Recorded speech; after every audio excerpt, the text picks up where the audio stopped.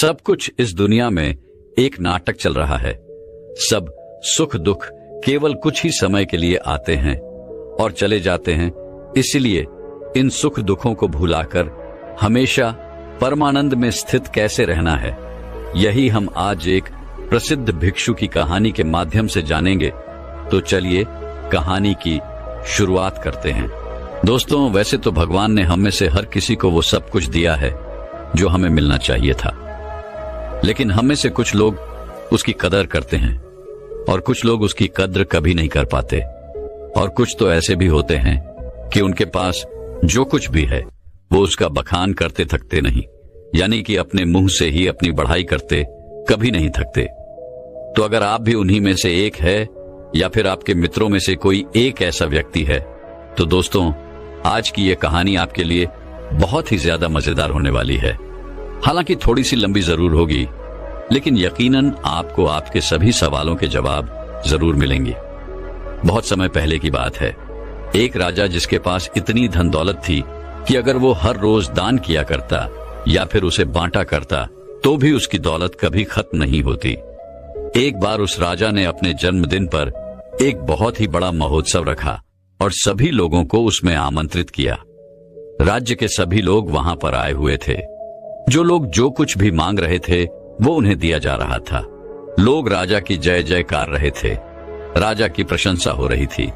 राज्य के सभी लोग कह रहे थे कि ऐसा राजा ना तो आज तक हुआ है और ना ही कभी होगा। यह सब सुन राजा भी मन ही मन बहुत खुश हो रहा था। वह फूले नहीं समा रहा था।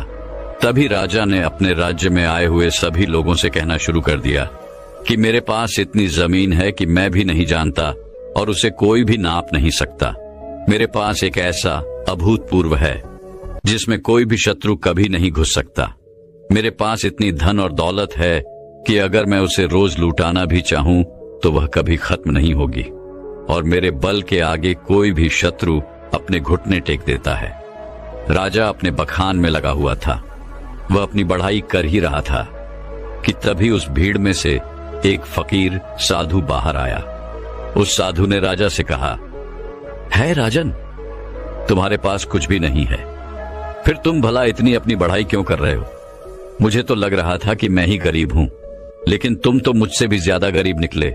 इतने लोगों के सामने जब फकीर ने राजा से यह सब कहा तो राजा को क्रोध आ गया।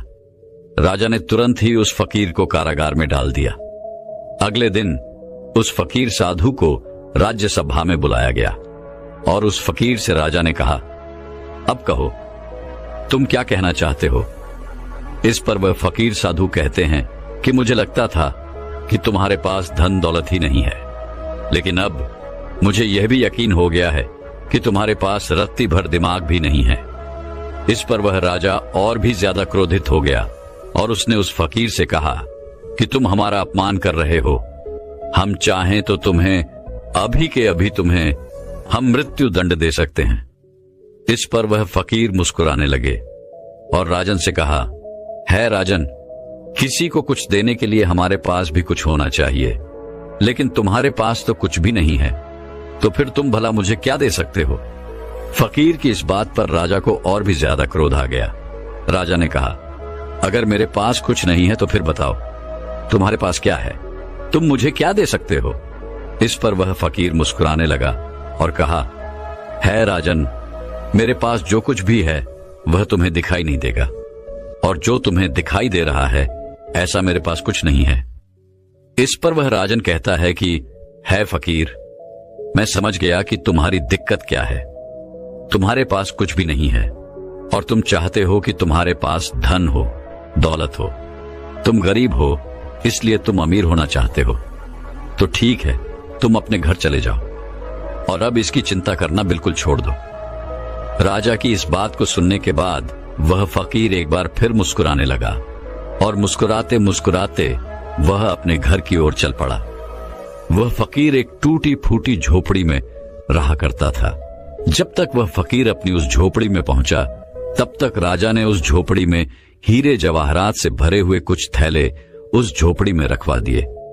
राजा मन ही मन यह सोच रहा था कि जैसे ही वह फकीर इतना धन देखेगा तो वह खुशी के मारे पागल हो जाएगा और ये सब मैं अपनी आंखों से देखना चाहता हूँ। इसीलिए राजा झोपड़ी के पास में ही छुपकर यह सब देखने लगा। कुछ देर बाद जब वह फकीर अपनी झोपड़ी में आया तो उसने देखा कि हर तरफ हीरे ही हीरे फैले हुए थे और उसके सोने के लिए भी कहीं पर जगह नहीं थी। इस पर उस फकीर ने उन थैलों को निकालकर अपनी झोपड़ी से बाहर फेंक दिया और अपने सोने के लिए जगह बनाई। उसमें से एक थैला जो बच गया था उसे अपने सर के यहां पर रखा और फिर उसी पर सो गया। राजा ये सब देखकर बड़ा ही आश्चर्यचकित था कि भला ये फकीर कहीं पागल तो नहीं है। इतने सारे धन के थैले रखे हुए थे, उसमें से उसने एक भी नहीं देखा। सारे के सारे थैले उठाकर उसने फेंक दिए, मानो वह धन की थैलियां हो ही ना, किसी ने कचरे की थैलियां वहां पर रख दी हों। ये सब राजा सोच ही रहा था कि तभी राजा के मन में एक और विचार आया।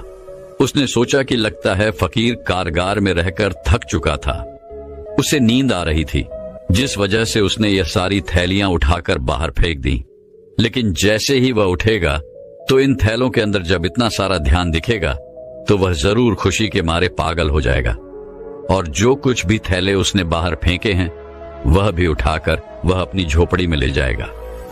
अब राजा उस फकीर के उठने का इंतजार करने लगा। देखते ही देखते एक पैर बीत गया। वह फकीर नींद से उठा और उसने देखा कि आसपास जो भी थैलियां बची हुई थी उसे भी उठाकर उसने बाहर फेंक दिया और साथ ही साथ वह यह भी कह रहा था कि यहां पर किसने इतना सारा कूड़ा कचरा डाल दिया है। उस फकीर ने अपने झोपड़ी की साफ सफाई की और फिर बाहर आगे की ओर चल पड़ा। यह सब देख राजा बड़ा ही आश्चर्यचकित था। वह सोच रहा था कि लगता है शायद इसे धन की आवश्यकता नहीं है, इसे कुछ और ही चाहिए जिसके पीछे इस दुनिया के अधिकांश लोग पागल हैं और वो सबको चाहिए। राजा ने उस फकीर के आने से पहले उसकी भी व्यवस्था उस झोपड़ी में करवा दी और फिर फकीर के आने का इंतजार करने लग गया। कुछ समय बाद जब वह फकीर वापस आया, अपनी कुटिया में अंदर की ओर प्रवेश किया तो उसने देखा कि कुछ लड़कियां फकीर का इंतजार कर रही थीं, जो बिल्कुल जवान थीं, जिनके अंदर यौवन कूट कूट कर भरा हुआ था।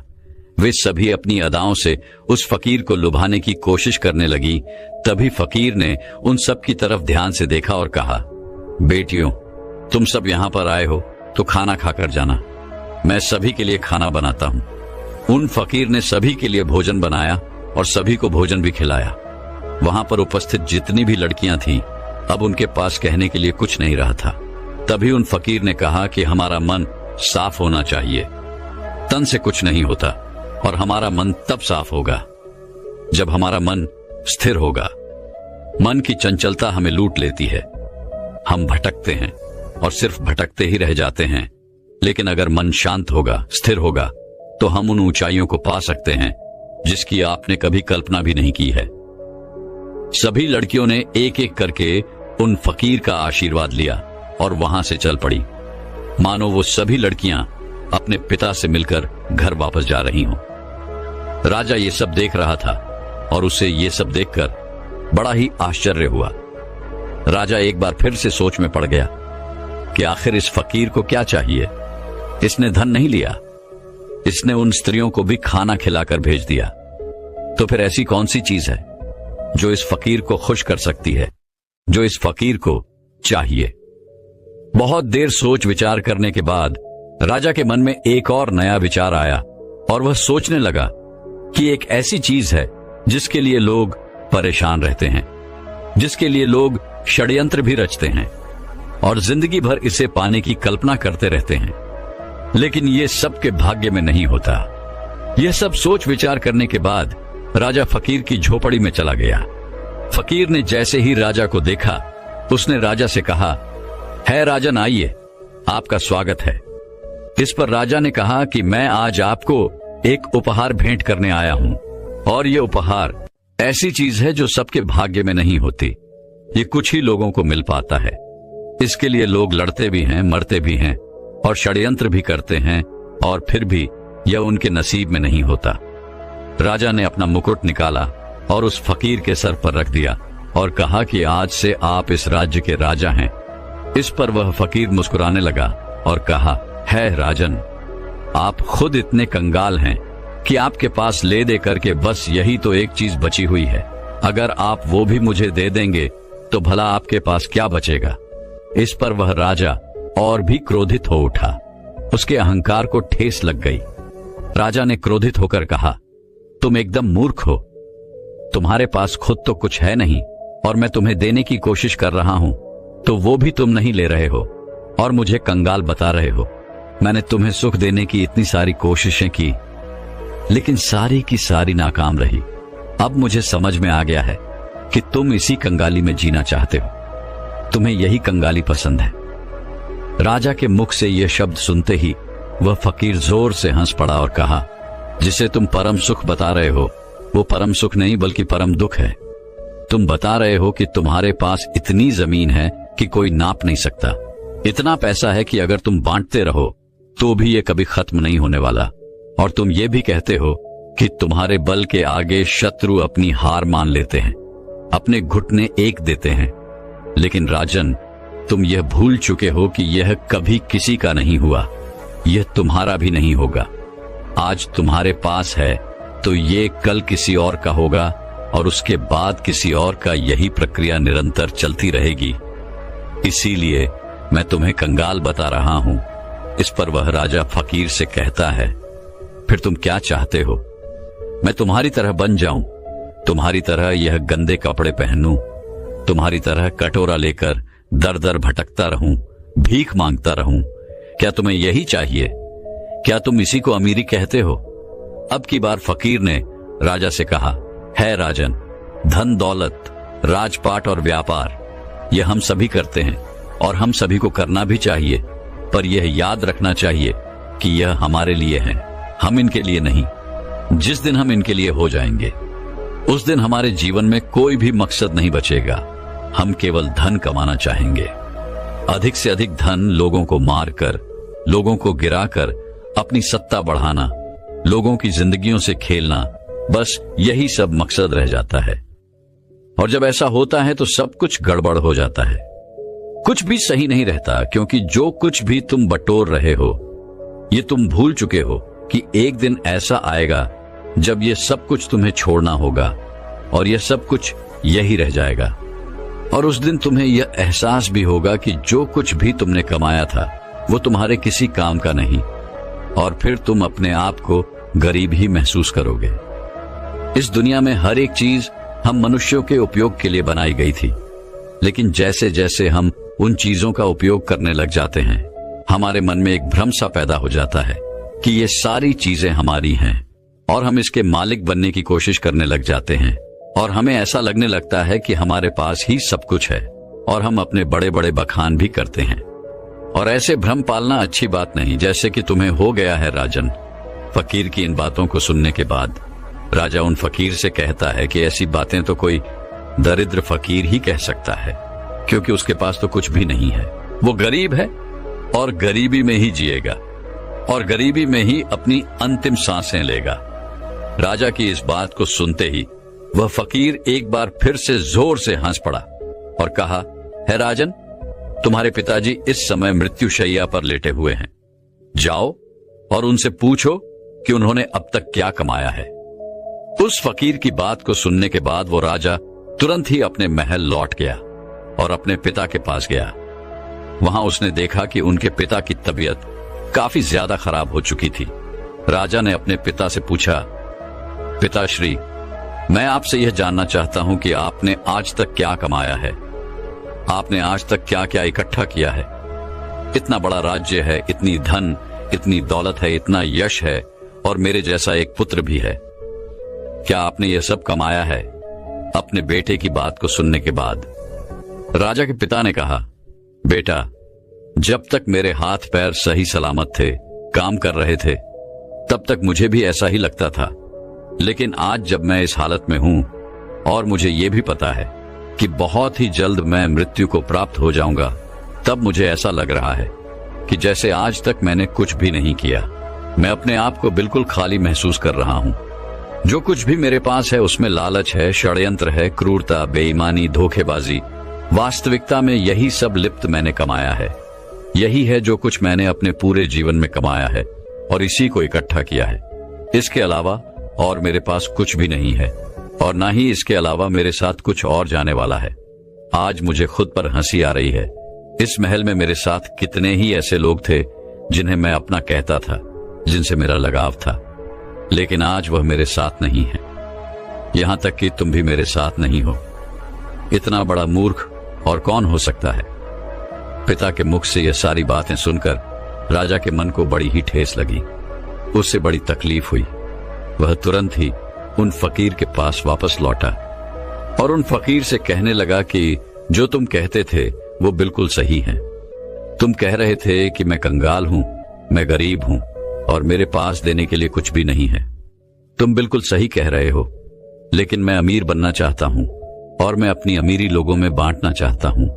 तो यह मैं कैसे कर सकता हूं ताकि मैं अपने अंतिम समय पर यह ना कह पाऊं कि मेरे पास कुछ भी नहीं है।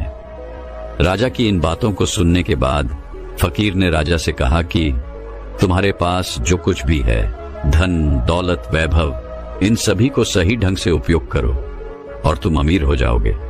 अगर तुम सही उद्देश्य के साथ अपने कार्य को करते रहोगे तो उसका फल भी तुम्हें अच्छा ही मिलेगा। इस पर वह राजन फकीर से कहता है कि आखिर इसमें सही क्या है, ये आप ही मुझे बताइए। राजा की इस सवाल का जवाब देते हुए फकीर कहते हैं कि धन कमाओ और धन के मालिक बनो, लेकिन याद रखना कि कभी भी धन को अपना मालिक मत बनने देना। तुम राजा हो तो राजा के अपने कार्य को भी पूरा करो, प्रजा का ख्याल रखो, लेकिन प्रजा को लूट कर अपना धन, अपना वैभव मत बढ़ाओ।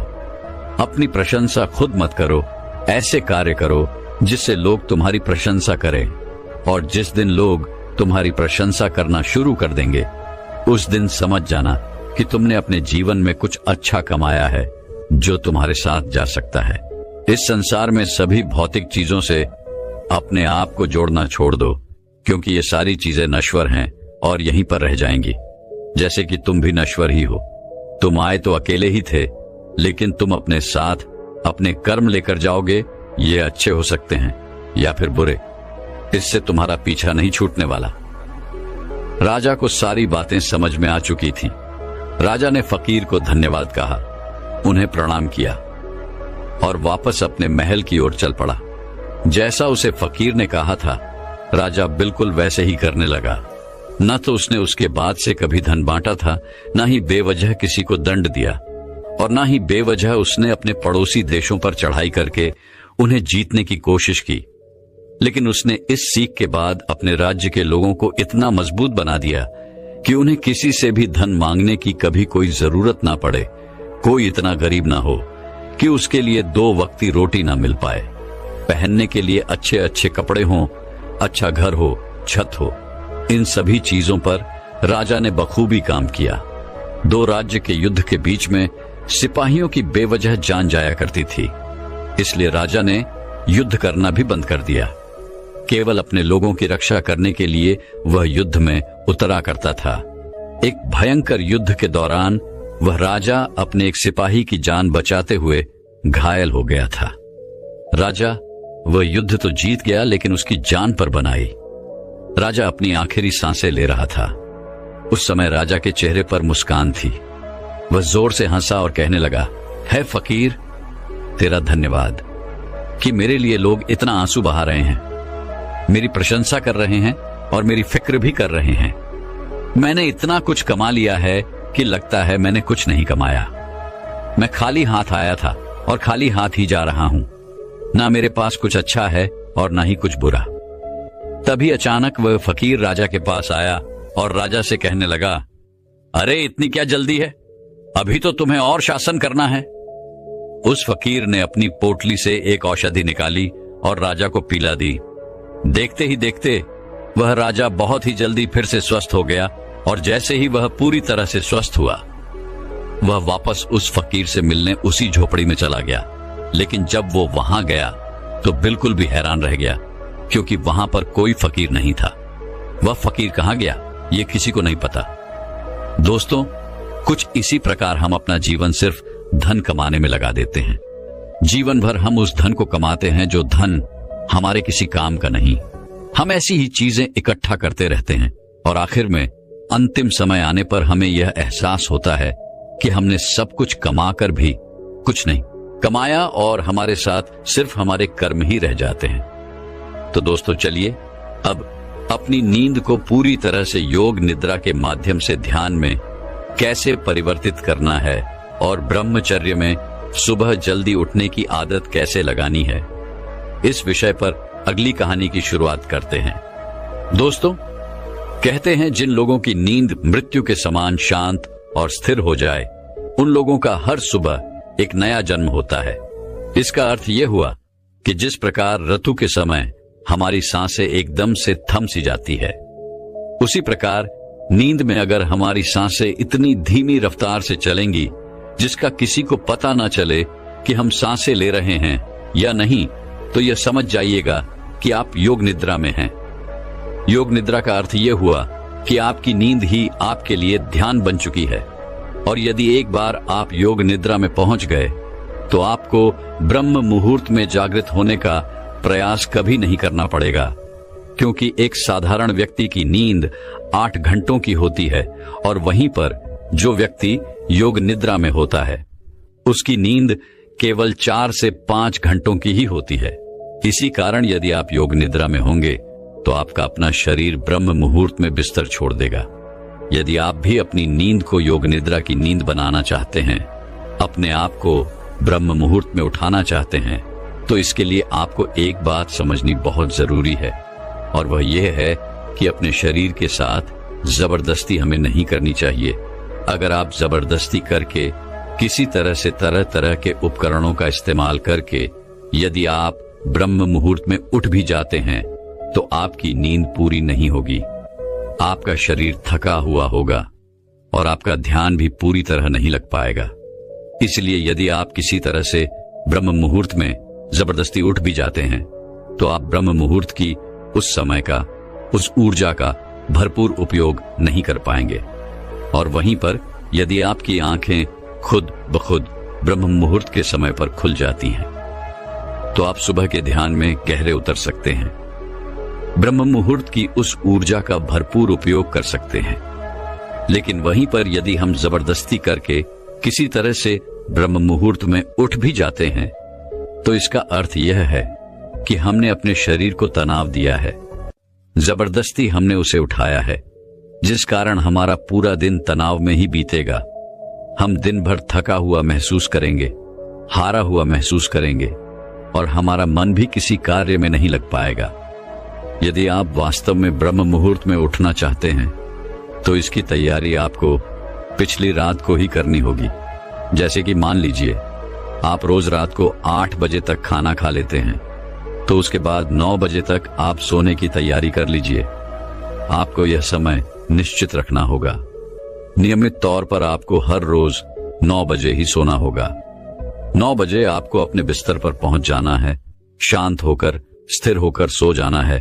और एक बात और याद है, जब आप इस अवस्था में होंगे तब आपके मन में किसी प्रकार के कोई विचार नहीं होने चाहिए, जैसे कि आज मैंने यह काम नहीं किया, आज मैंने वह काम नहीं किया। यदि मैंने इस कार्य को आज कर लिया होता तो कल मेरे ऊपर इतना दबाव ना होता। आपके दिन भर के सारे काम दिन भर में छूट जाने चाहिए। यदि आप व्यापार करते हैं तो आपके व्यापार के सारे काम वहीं रह जाने चाहिए। इस स्थिति के दौरान आपके मन में ऐसे कोई विचार नहीं होने चाहिए जिससे आप और आपकी नींद पर प्रभाव पड़े। फिर चाहे वह कार्य आपके लिए कितना भी जरूरी क्यों ना हो, फिर चाहे वह विचार ही आपके लिए कितना भी जरूरी क्यों ना हो, क्योंकि एक अच्छी नींद देना अति आवश्यक होता है, जिससे हमारा शरीर ऊर्जावान बना रहता है, ताकतवर बना रहता है।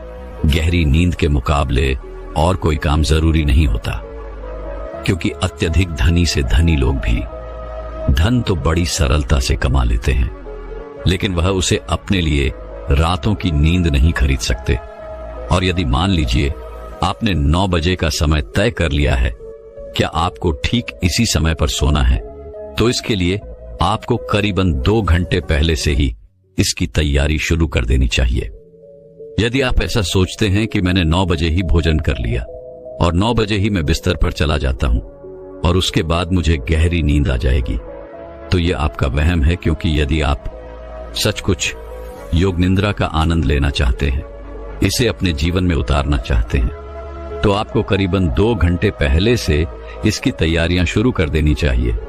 इसके लिए आप जितना जल्दी भोजन कर लेंगे उतना अच्छा है। मान लीजिए कि आप 9 बजे सोना चाहते हैं, तो आप करीबन 7 बजे भोजन कर लें, जिससे आपको आपके खाने को पचाने के लिए थोड़ा समय मिल पाएगा।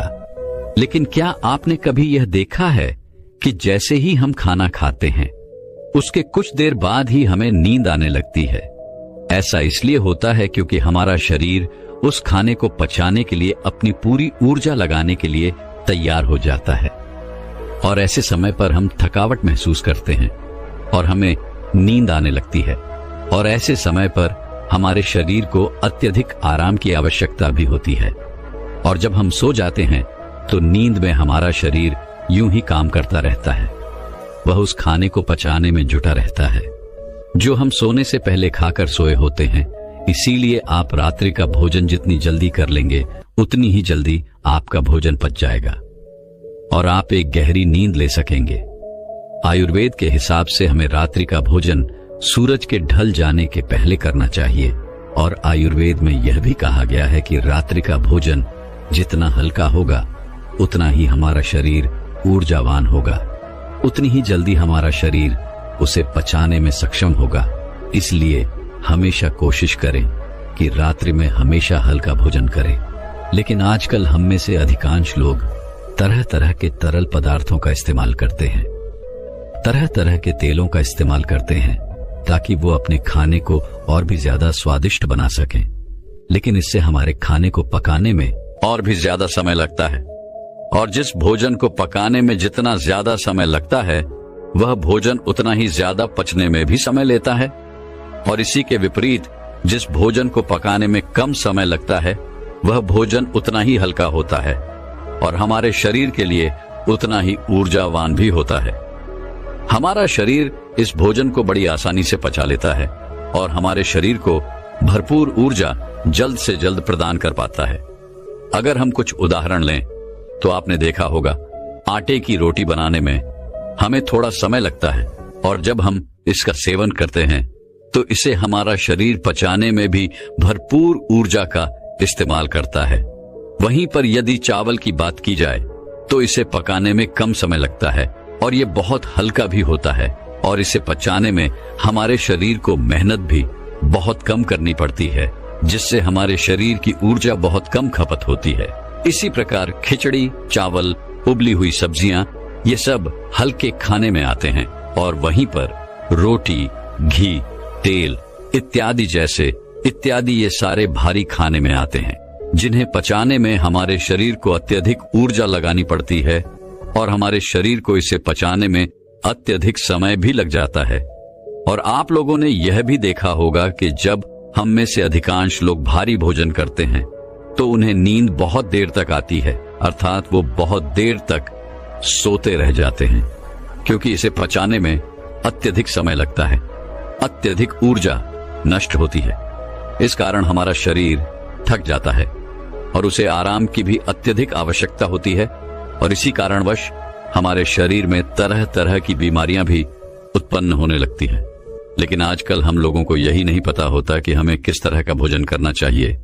आप में से अधिकांश लोग रोज सुबह सुबह या शाम के वक्त व्यायाम करने जाते होंगे, अच्छा शरीर बनाने के लिए, अच्छा और सुडौल दिखने के लिए, जिससे आपका शरीर बलवान हो, ऊर्जावान दिखे। लेकिन इसके लिए आप भारी भोजन भी करते हैं। इससे आपका शरीर ऊर्जावान और सुडौल तो दिखता है, लेकिन शरीर की वह प्राकृतिक ऊर्जा, वह प्राकृतिक स्फूर्ति और प्राकृतिक ताजगी हमेशा के लिए नष्ट हो जाती है। इसलिए कहा जाता है कि शरीर का बलवान होने से ज्यादा मजेदार है मन का आनंदित होना। यह बात बिल्कुल सच है कि हर एक मनुष्य को व्यायाम करना चाहिए, जिससे उसका शरीर स्वस्थ और सुडौल बना रहता है, रोग मुक्त रहता है। लेकिन हमें उतना ही व्यायाम करना चाहिए जिससे कि हमारा शरीर थके ना, और हमारे शरीर को कम से कम आहार की जरूरत पड़े, जिससे हमारा शरीर प्राकृतिक तौर पर ऊर्जावान बना रहता है। आपने खुद इस चीज का अनुभव किया होगा जब आप में से अधिकांश लोग व्यायाम करते होंगे, और जब आप किसी दिन जरूरत से ज्यादा या फिर यूं कहें कि कुछ कठिन व्यायाम कर लेते हैं तो आपका शरीर अत्यधिक थक जाता है और आपके नींद की अवधि भी बढ़ जाती है। इसी कारणवश हमारे शरीर को ज्यादा आराम की जरूरत पड़ जाती है और हम इस पर ध्यान नहीं दे पाते। इसीलिए जब अगले दिन हम उठते हैं तो हमारा शरीर थका हुआ महसूस होता है। हमारे शरीर के अंदर हमें ऊर्जा कम महसूस होती है।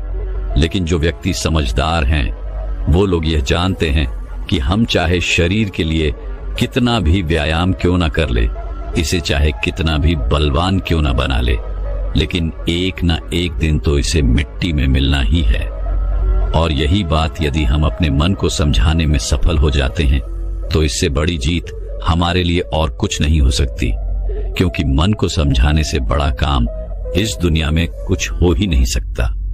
जो व्यक्ति अपने मन पर काबू पा लेते हैं उसे समझाने में कामयाब हो जाते हैं। समझ लीजिए कि उन्होंने अपने जीवन पर विजय प्राप्त कर ली, उन्होंने अपने आप पर विजय प्राप्त कर ली, क्योंकि हमारा मन ही हमें भटकाता है, हमारा मन ही हमें लुभाता रहता है, हमारा मन ही दूसरों को प्रभावित करने में लगा रहता है। जैसे कि हम में से अधिकांश लोग व्यायाम इसलिए करते हैं ताकि उनका शरीर सुडौल और बलवान दिखे और वह लोगों को प्रभावित कर सके। जैसा कि आजकल हम सभी तरह तरह के विज्ञापनों में देखते रहते हैं, उसे देखकर हमारा मन भी उसी तरह काम करने लग जाता है, क्योंकि हमने हमेशा से तरह तरह के कलाकारों को देखा है जो अपने शरीर को सुडौल और आकर्षक बना लेते हैं। हमारा मन भी उसी पर काम करता है। हमारे मन को भी वही चाहिए, हमारे मन को भी लोगों को प्रभावित करना है, जिस कारण हम भी उसी राह पर चल पड़ते हैं। लेकिन हम कभी ये नहीं सोचते कि अगर हमारा समाज साधु संतों, ऋषि मुनियों की तरह मन को आकर्षण बनाने में ध्यान देते तो शायद हम व्यायाम से कहीं ज्यादा ध्यान को देते, उसे महत्वपूर्ण समझते। खैर, हम अपने विषय की तरफ आगे बढ़ते हैं। रात्रि को करीबन 7 बजे के आसपास आपको भोजन कर लेना है और यह भोजन हल्का होना चाहिए। उसके बाद आपको अपने शरीर को शांत और स्थिर बनाने की कोशिश करनी है, क्योंकि इस दौरान आपके पास कोई और काम नहीं होना चाहिए। 7 बजे के पहले पहले आपको आपके सारे काम निपटा लेने हैं, फिर चाहे वह दफ्तर क्यों या व्यापार के या फिर मन में कोई उथल पुथल, इन चीजों को पूरी तरह से बंद कर देना है। और 7 से 9 बजे के बीच का यह जो वक्त है, इसका हमें भरपूर उपयोग करना है अपने मन को शांत करने के लिए, स्थिर करने के लिए, विचार मुक्त बनाने के लिए।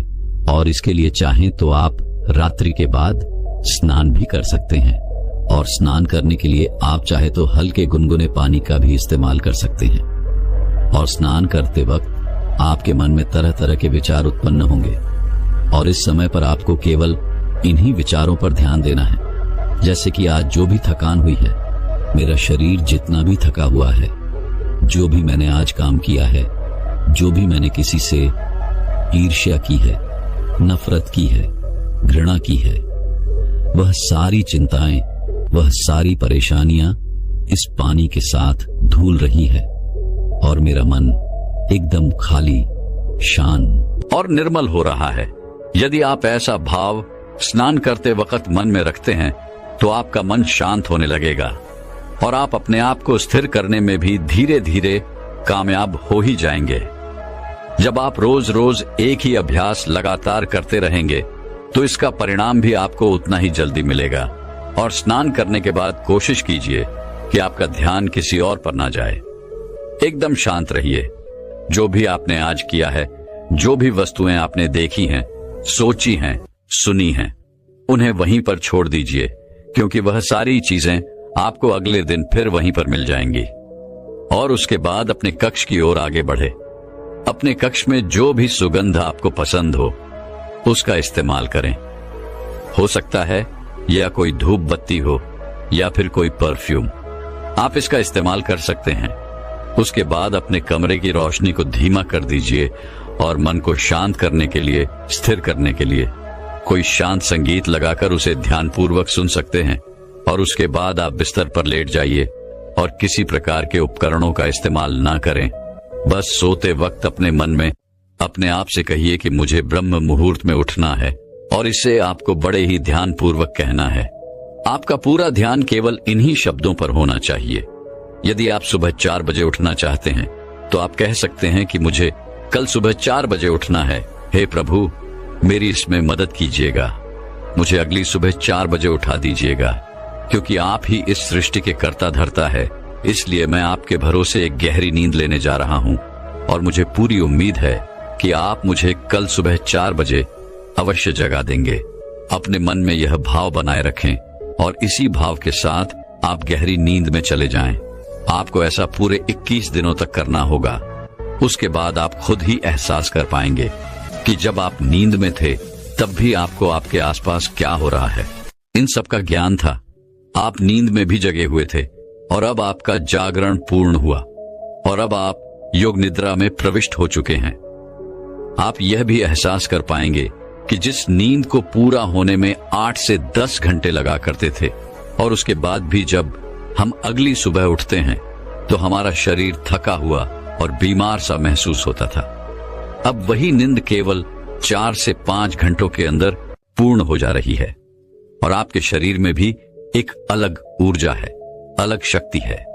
आपका मन भी स्फूर्ति से भरा हुआ है, और आपका मन भी सभी कार्यों में बड़ी सरलता से और सहजता से लगने लगा है। और ऐसा इसलिए हो पाता है क्योंकि यह नींद आपकी वास्तविक नींद है। पहली जो नींद आप सो रहे थे, उसमें आपके मन में तरह तरह के विचार रहते थे, तरह तरह के आपको सपने दिखाई पड़ते थे। आपका मन, आपका मस्तिष्क पूरी रात्रि भर काम करता रहता था। आपका शरीर आपके भोजन को पचाने के लिए कार्य करता रहता था, जिससे आपकी ऊर्जा नष्ट होती रहती थी। इसी कारणवश जब आप उस नींद से उठते थे तब भी आपका शरीर उसी प्रकार थका हुआ, हारा हुआ और कमजोर दिखाई पड़ता था। लेकिन जब आप इस प्रक्रिया का इस्तेमाल करेंगे तो उसके बाद ना तो आपके मन में कोई विचार होंगे, ना ही आपका शरीर थका हुआ होगा, और ना ही आपके शरीर को किसी प्रकार के किसी क्रिया को करने की कोई आवश्यकता पड़ेगी। आपका मन, आपका दिमाग पूरी तरह से शांत होगा, और जब आप अगली सुबह उठेंगे तो आपका शरीर पूरी तरह से ऊर्जावान बना रहेगा। आप किसी भी कार्य को पूरे मन और लगन के साथ पूरा करेंगे। ना ही आपको आलस्य आएगा, और ना ही आप थकेंगे, और ना ही आपको पूरे दिन पर किसी प्रकार का कोई तनाव महसूस होगा। आपका पूरा दिन तरोताजी से भरा हुआ रहेगा। आपके लिए एक नए दिन की शुरुआत होगी। आप हर काम में आनंद लेंगे। योग निद्रा में पहुंचने के बाद आपका ध्यान करना भी अत्यधिक सरल हो जाता है। आप बहुत जल्दी ही गहरे ध्यान में उतर जाते हैं। रात को योग निद्रा लेने के बाद ब्रह्म मुहूर्त में किया गया ध्यान सबसे लाभकारी होता है। इसलिए जब भी आप योग निद्रा से उठें तो कोशिश कीजिएगा कि कम से कम 1 घंटा आप ध्यान के लिए अवश्य निकालें। ध्यान ही वह मार्ग है जिससे आप उस असीम शक्ति को समझ पाएंगे, उसे पहचान पाएंगे, उस विराट रूप को देख पाएंगे। आप उसे देख पाएंगे जो इस कण कण में बसा हुआ है। आप वह सब कुछ देख पाएंगे, समझ पाएंगे जो आज तक इन शास्त्रों में लिखा गया है। इन शास्त्रों का निचोड़ अब आपको ज्ञात हो जाएगा, जो आज तक यह आर्ष मुनि हमें सिखाते रहे हैं, जिस पर पूरा अध्यात्म टिका हुआ है। हमारे शास्त्र, वेद और ज्ञान ये सब कोई पढ़ने या रटने की चीजें नहीं है। ये तो अनुभव है। इसका हमें अनुभव ही करना चाहिए। यदि आप इसे रटने का प्रयास करते हैं तो आप कुछ नहीं हासिल कर सकते। इसका आपके जीवन पर कुछ असर नहीं होगा। ये ज्ञान केवल आपके मस्तिष्क के ऊपरी भाग और मन के ऊपरी भाग पर ही रहेगा। यह कभी आपके मन को प्रभावित नहीं कर सकेगा, जिस कारण यह हमारे मन में एक तनाव पैदा करेगा, जिससे हमारे जीवन में भी तनाव उत्पन्न होने लगेगा। लेकिन यदि आप इन चीजों का अनुभव करते हैं तो यही ज्ञान, यही वेद, यही शास्त्र आपके लिए आनंद का कार्य करेंगे। आपको हर जगह आनंद की अनुभूति होगी। आप केवल हर जगह वास्तविकता को देख पाएंगे, सत्य को समझ पाएंगे, सत्य को जान पाएंगे, और आपका जीवन भी सरल और सूक्ष्म होने लगेगा। दोस्तों, मैं उम्मीद करता हूं कि यह कहानी सुनने से आपके जीवन में अच्छे बदलाव आए होंगे। आपको इस वीडियो से क्या सीखने मिला, ये कमेंट करके जरूर बताएं और अपने परिवार, दोस्तों या आपके करीबी इंसान के साथ ये कहानी शेयर करके उन्हें भी इस ज्ञान से परिचित करवाएं। बाकी अगर आपको यह वीडियो दिल से अच्छी लगी हो तभी इस वीडियो